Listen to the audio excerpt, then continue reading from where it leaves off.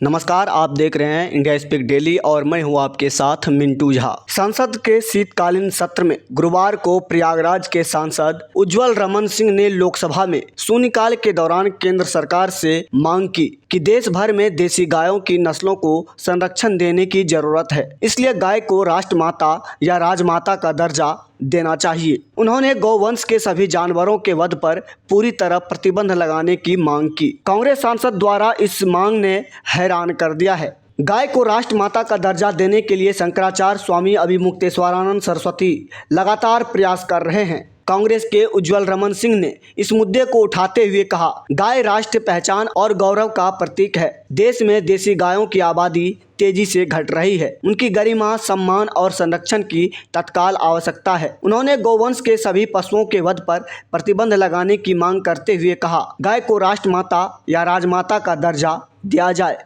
इसके लिए शंकराचार्य स्वामी अभिमुक्तेश्वरानंद सरस्वती लगातार प्रयास कर रहे हैं। गौ माता के रूप में जाना जाता है तथा ये राष्ट्रीय पहचान और गौरव का प्रतीक है। आज भारत में जो देसी नस्ल की गायें हैं, तेजी से उनकी आबादी घट रही है और तेज गति से विलुप्त होती जा रही हैं। देसी गाय की गरिमा, सम्मान और सुरक्षा और संरक्षण को सुनिश्चित किए जाने की अति आवश्यकता है।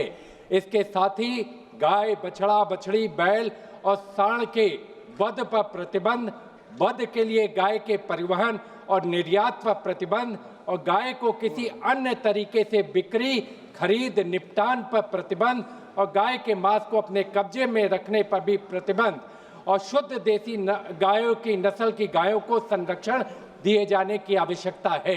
गायों को राष्ट्रमाता या राज्यमाता का दर्जा दिया जाना चाहिए, जिसके लिए हमारे शंकराचार्य स्वामी अभिमुक्तेश्वरानंद जी लगातार प्रयास और संघर्ष कर रहे हैं।